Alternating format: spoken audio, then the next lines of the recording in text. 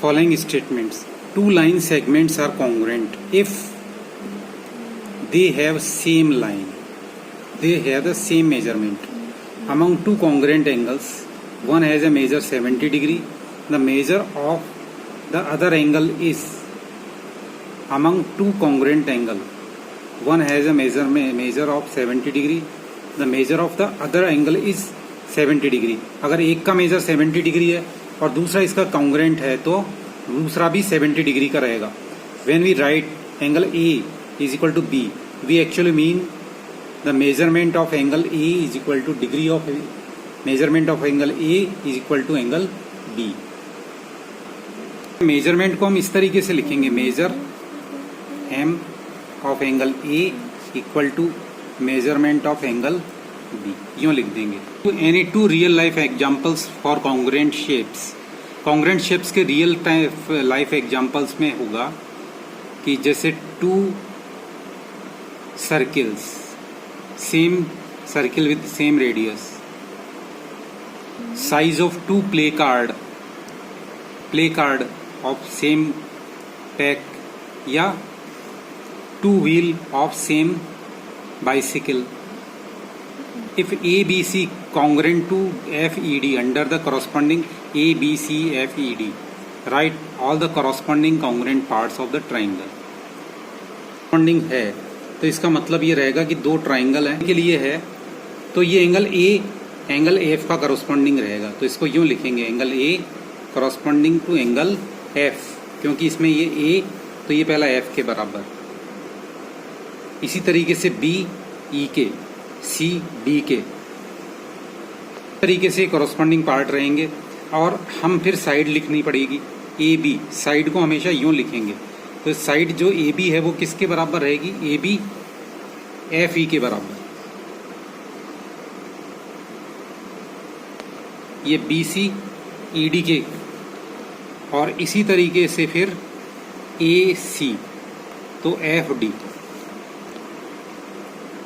ए सी तो ये ध्यान में रखना है कि एंगल ए बी सी दे दिया तो पहला ए वाला एफ के इस तरीके से, बी ई के, सी डी के, ए बी एफ ई के, बी सी ई डी के, और ए सी एफ डी के. इस तरीके से लिखने पड़ेंगे. कॉरस्पॉन्डिंग पार्ट हो गए. If triangle D E F congruent to triangle BCA, write the parts of BCA that corresponding to. इसके corresponding कौन सा रहेगा, DEF congruent to triangle BCA. ये है दिया हुआ है. पार्ट बताने E का क्या रहेगा वो लिखना है. इसके corresponding पार्ट लिखना है E का. ये इधर E, ये यहाँ पर E बीच में, तो इधर भी ये बीच में लेंगे तो इसका E का क्या रहेगा, C रहेगा. ई एफ ये तो यानी सेकंड, इससे सेकंड वाले से सी ए रहेगा. इसका ये करस्पॉन्डिंग के लिए यूं लगाएंगे निशान, तो इसका रहेगा सी ए. अब ये दे रखा है एफ लास्ट का तो इसका रहेगा ए. इसके अंदर ये अब इसी तरीके से डी एफ, डी और एफ इसका रहेगा बी ए.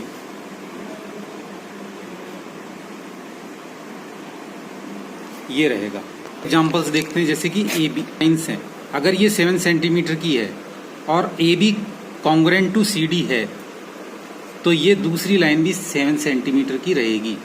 अगर कोई एंगल है, दोनों एंगल अगर आप 60 डिग्री के हैं तो दोनों आपस में कॉन्ग्रुएंट रहेंगे. अब हम थोड़ी सी बात करते हैं ट्राइंगल्स के ऊपर. तो ट्राइंगल्स कॉन्ग्रुएंट होने का मतलब ये रहता है कि कोई भी दो शेप बिल्कुल उनकी साइड एंगल सब कुछ सेम हो तो हम उनको कहेंगे कॉन्ग्रुएंट. तो ये एक ट्राइंगल है, इसके पीछे बिल्कुल दूसरा ट्राइंगल है, वो दोनों बिल्कुल हाइड है. यानी कि इसके ऊपर मैं सेम रखूंगा तो इसकी जो साइज है दोनों की, ये वाली साइड इसके बराबर, ये वाली साइड इसके बराबर, और ये वाली साइड इसके बराबर है. और ये एंगल और ये एंगल सेम है, ये एंगल और ये एंगल सेम है, ये एंगल और ये एंगल सेम है. यानी कि ये इसको बिल्कुल ओवरलैप करने के ऊपर बिल्कुल सेम इसको ढक देता है, बराबर आ जाता है. तो ये दोनों ट्राइंगल्स के जो शेप हैं वो कॉन्ग्रुएंस कहलाएंगे. तो कॉन्ग्रुएंसी के लिए हमारे पास में दो ट्राइंगल्स के लिए अगर हम पढ़ते हैं तो जैसे कि ए बी सी और डी ई एफ कॉन्ग्रेंट हैं, तो उसमें क्या होना चाहिए, दो ट्राइंगल्स हैं, हमने मेजरमेंट लिया ए बी का, ए बी अगर डी ई के बराबर है, फिर बी सी को लिया मेजरमेंट, ये बी सी ई एफ के बराबर है, इसका ए सी का मेजरमेंट इस डी एफ के बराबर है, तो इसमें तीनों साइड, इसकी तीनों साइड से मिल रही है, तो इसका रीजन रहेगा S S S rule of congruency.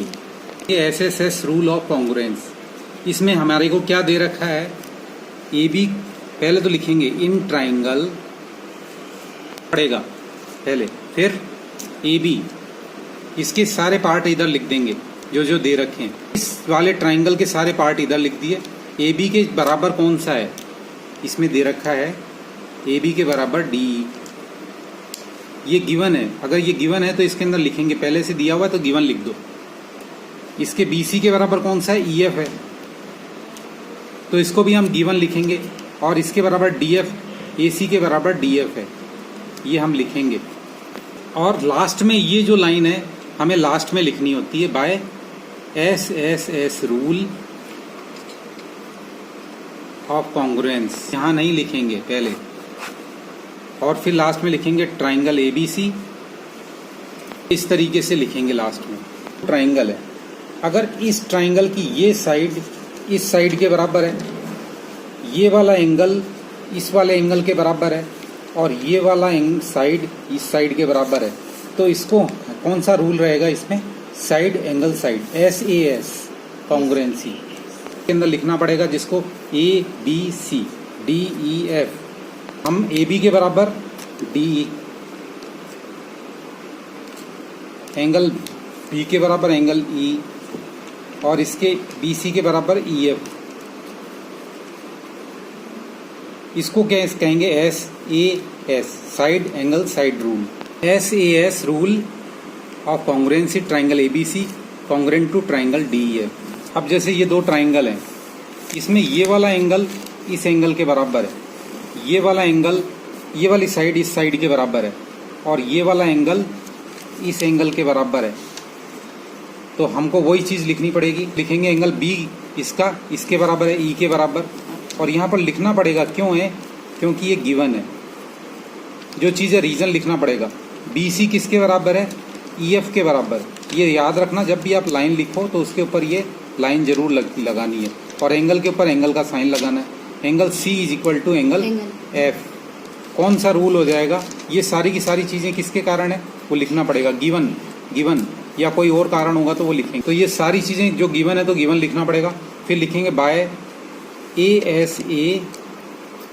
Rule of congruency triangle A B C congruent to triangle, तरीके से ये लिखना पड़ेगा। ये गिवन दो ट्राइंगल है, triangle A B C and triangle D E F, and right angle at B, और ये राइट एंगल एट ई, तो हम इसके अंदर कॉन्ग्रुएंसी लिखेंगे, कैसे लिखेंगे, तो ये एंगल जो है बी और एंगल ई दोनों 90 डिग्री के हैं, अगर यहाँ पर अकेला एंगल है तो हम अकेला लिख देंगे, बी लिख देंगे, लेकिन अच्छा होगा कि हम ए बी सी लिखें, ठीक है, A B C equal to D E F, ये जो एंगल है ये तो ये बीच में आएगा, या तो हम बी इक्वल टू ई लिख सकते हैं, या बी ए बी सी ये भी चलेगा, और दूसरी चीज राइट एंगल, फिर हाइपोटेनियस, 90 डिग्री के सामने वाली साइड को हमेशा हाइपोटेनियस कहते हैं, तो ये A C is equal to D F, ये A C is equal to D F हो गया, फिर B C is equal to आपके पास में ई एफ हो गया। अब by R H S rule of congruency, by R H S rule of congruence triangle A B C congruent to triangle D E F, ये इसकी जगह जैसे ये दिया है, ये साइड इसकी जगह ये वाली साइड भी हो सकती है इक्वल, इसमें भी are H S he rule रहेगा, ये और ये, इस जैसे ये शेप दे दिया, इसके अंदर ये B O is equal to D O लिखना पड़ेगा आपको, और ए ओ ये बीच में फिर एंगल है, ये एंगल और ये एंगल, इस एंगल को क्या बोलेंगे हम, ओ नहीं बोल सकते हम इसको, क्योंकि इधर भी है एंगल इधर भी है, तो इसको हम बोलेंगे B O A is equal to D O C, अब एक चीज का ध्यान रखना कि हम बोलना कैसे शुरू करेंगे।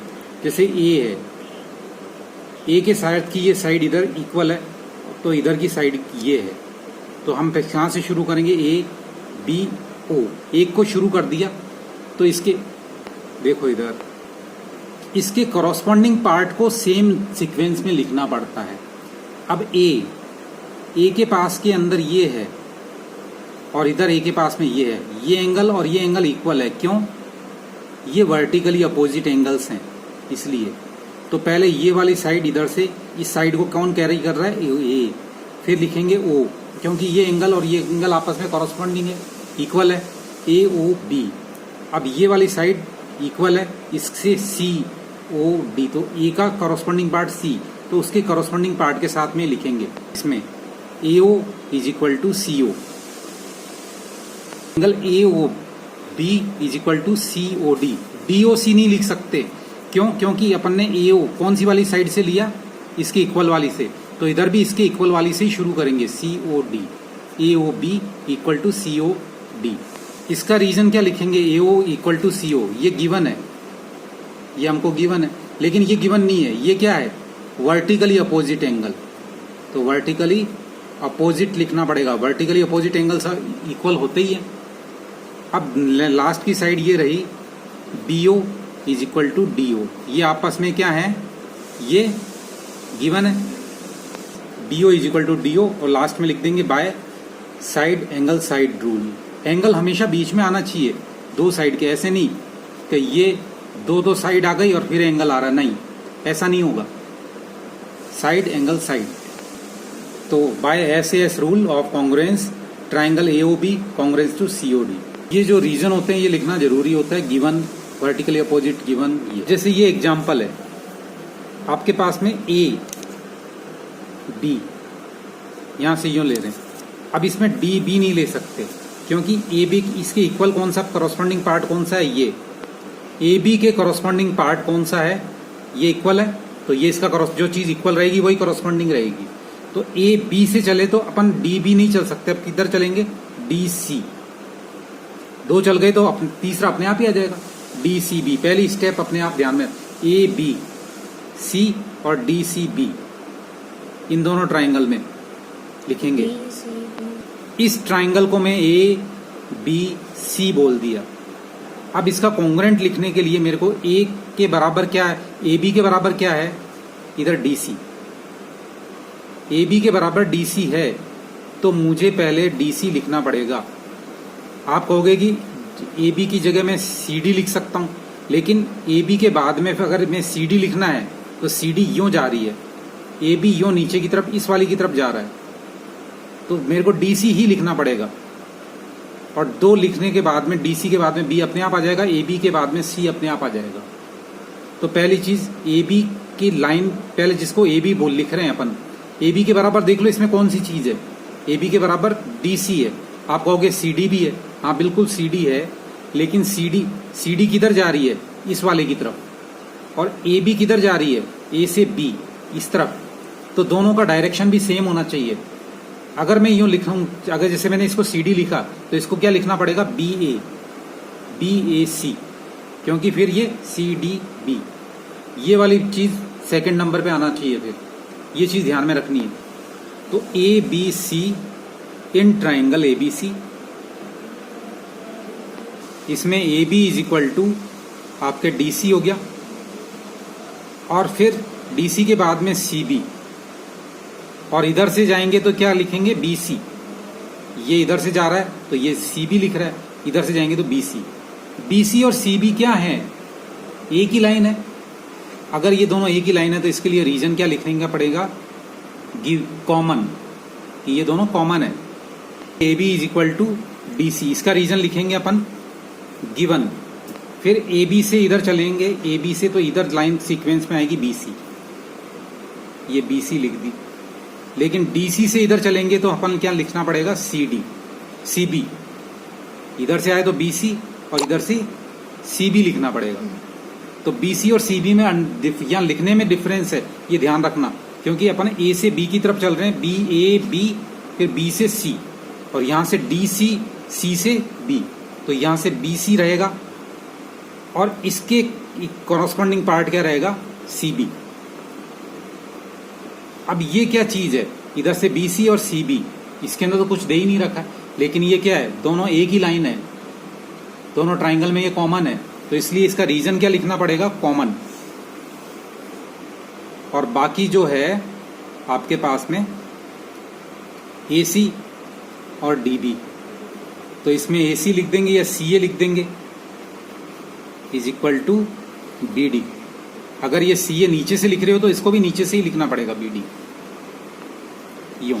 और ये गिवन है, कौन सा रूल हो गया, S तीनों साइड हैं, तो by SS rule of congruency triangle ABC congruent to triangle DCB। तो SSS rule of congruency triangle ABC congruent to triangle DCB ये हो जाएगा। देखते हैं कि दो लाइन है, ये पैरेलल भी है और इक्वल भी है, AB C और D। तो AB और CD इक्वल है। ये जब पैरेलल दिया तो हमको एक रीजन ढूंढना पड़ेगा। ये क्या है, ये क्या बन रहा है आपका, अल्टरनेट एंगल Z बन रहा है। तो ये जब लाइन पैरेलल होती है तो अल्टरनेट एंगल्स क्या होते हैं, इक्वल होते हैं। इसी तरीके से ये भी Z बन रहा है उल्टी तरफ से यूं, तो ये वाला एंगल और ये वाला एंगल इक्वल हुआ। अब इसके अंदर कैसे लिखेंगे, ये साइड A की कॉरस्पॉन्डिंग साइड कौन सी है, ट्राइंगल A, इसकी कॉरस्पॉन्डिंग साइड कौन सी है, C। तो इधर से C से शुरू करेंगे, A, ये जैसे O है तो आप A फिर O ले लो, तो इधर भी C से O लेना पड़ेगा। और फिर तीसरा तो अपने आप ही लेना ही है, B और इधर D। ये दोनों कॉन्ग्रुएंट लिखने के वक्त में ये लिखना पड़ेगा। अब आप इसके अंदर रीजन देंगे, अगर लिखना है तो पहले इन ट्राइंगल एंड, अभी मैं कॉन्ग्रुएंट की जगह यहाँ पर एंड लिख रहा हूँ, AOB एंड COD। तो पहली चीज दिस एंगल A, फिर मैं क्या लूंगा, साइड AB, A की तरफ से चल रहा है, AB लूंगा साइड। अब इसमें साइड, इसके अंदर इसका कॉरस्पॉन्डिंग पार्ट है C, तो मेरे को CD चलना पड़ेगा, नहीं कि DC नहीं चलूंगा मैं, CD चलूंगा, क्योंकि ये और ये दोनों इक्वल है। तो इसके साथ में सीक्वेंस में पहले नंबर पे ये, तो इसकी इधर कौन सा आ रहा है, CD आ रही है। तो AB इक्वल टू CD, ये भी गिवन है, ये गिवन नहीं है। फिर एंगल D, एंगल B इधर के, इसके अंदर एंगल B किसके बराबर है, एंगल D के बराबर, ये एंगल C के बराबर। इसका रीजन क्या लिखेंगे यहाँ पर, अल्टरनेट एंगल्स, इसका गिवन, इसका अल्टरनेट एंगल्स, ये लिखेंगे रीजन। अल्टरनेट एंगल्स इक्वल क्यों है, because AB parallel to CD, ये भी लिखना पड़ेगा। और ये गिवन है, और ये भी वही alternate angles, because AB parallel to CD, पूरा लिखना पड़ेगा, अल्टरनेट एंगल्स पेयर ऑफ। तो ये कौन सा रूल हो गया, ASA, ये चीज इससे हो जाएगी। जैसे कि ये है गिवन है, AC ये AC और DF के बराबर है, AB ये DE के बराबर है, BC EF के बराबर है। तो ये कॉन्ग्रुएंट कर दिया। कौन सा रूल चला, साइड, ये भी साइड, ये भी साइड, तो लिखना पड़ेगा by SSS rule of congruence. सिर्फ रूल पूछ रहा है, कौन से रूल से। अब नेक्स्ट गिवन ZX, इसका ZX ये RP के बराबर है, ये इसका कॉरस्पॉन्डिंग पार्ट है। फिर RQ, ये आपका RQ नहीं, RQ और ये ZY, ये हो गया। फिर एंगल कौन सा दे रहा है, PRQ, ये वाला एंगल और ये वाला एंगल XZY। तो कौन सा रूल हो गया, साइड एंगल साइड रूल, ये लिखना पड़ेगा। फिर इसी तरीके से angle MLN equal to FHFGH, ये वाला एंगल और ये वाला एंगल निशान लगा लो। फिर ये निशान लगा लो, एंगल NML, तो ये लगा लिया। फिर दूसरा इसके अंदर क्या लगाएंगे, GFH, ये वाला, और फिर ML ये, और FG ये। कौन सा रूल हो गया, एंगल साइड एंगल, ऐसे रूल लिख देंगे। इसी तरीके से इसके अंदर दे रखा है EB ये तीसरे वाले में ई बी, ये रही ई बी, ये क्या है हाइपोटेनियस है, इक्वल टू डी बी। फिर ए ई, ये वाला जो है वो किसके बराबर है, बी सी के, और फिर बीच में एंगल ए और एंगल सी 90 डिग्री के। अगर आपको एक ये इसके 90 डिग्री के सामने का दे रखा हो और एक साइड दे रखी हो और एक 90 डिग्री के एंगल दे रखा हो, तो इसमें साफ साफ लिख देना कौन सा रूल रहेगा, बाय RHS रूल। तो ये आपको लिखना है बाय RHS रूल, इसके अंदर लिखना है आपको कौन सा रूल है वो ये दिख रहा है इसमें 90 डिग्री हाइपोटेनियस और एक साइड दिख रही है दोनों ट्राइंगल्स के अंदर, तो वहां पर आपको लिखना है by RHS rule of congruency. इसी तरीके से इसके अंदर ये चीज you want to show that ART congruence to PEN। तो पहली चीज, if you have to SSS criteria then you need to show AR के बराबर क्या दिखाओगे आप, PE। AR is equal to यहाँ पर PE लिख दोगे। RT के बराबर क्या दिखाओगे आप, EN लिखोगे यहाँ पर, और AT के बराबर PN, ये PN लिखोगे। If it is given that angle T is equal to angle N, ये वाला एंगल और ये वाला एंगल इक्वल है, ठीक है, तो आपको क्या चीज करनी पड़ेगी, you are to show SAS criteria.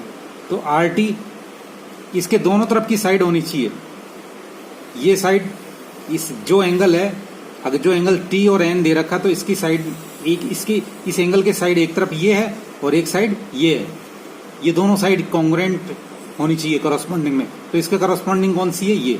तो RT के इक्वल कौन सी लिखोगे, EN, और इसके PN के AT, इस एंगल के दोनों तरफ की साइड ही आपस में इक्वल रहेगी। तो इसने एक दे दी, इसने एंगल तो दे दिया, तो कौन सा रूल हो गया, SAS रूल हो गया।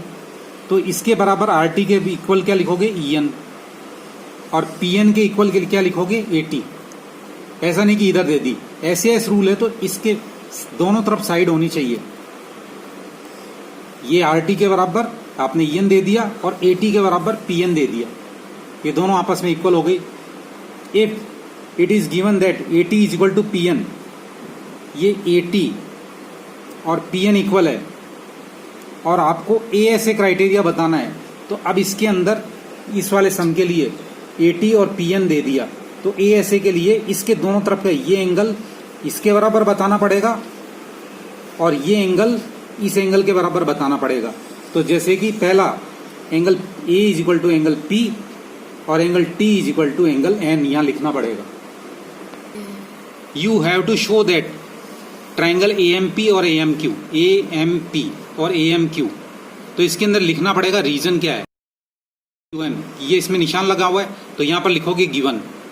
फिर दे रखा है PMA और QMA, तो ये क्या है, ये भी निशान लगा हुआ है तो यहां पर लिखोगे गिवन।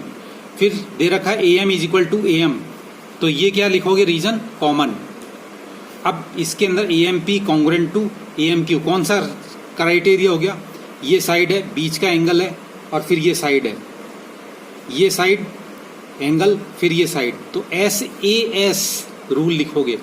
अब इसी तरीके से ट्राइंगल ABC ये दे रखा है, angle A is equal to 30 degree, B is equal to 40 degree, angle C is equal to 110 degree, और इन PQR 30, 40 और 110।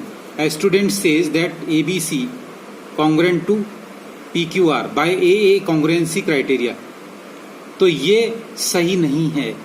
AA तो रूल मैंने भाई बताया ही नहीं है, तो इसलिए ये सही नहीं है। In the figure the two triangles are congruent, the corresponding part are marked, we can write triangle RAT,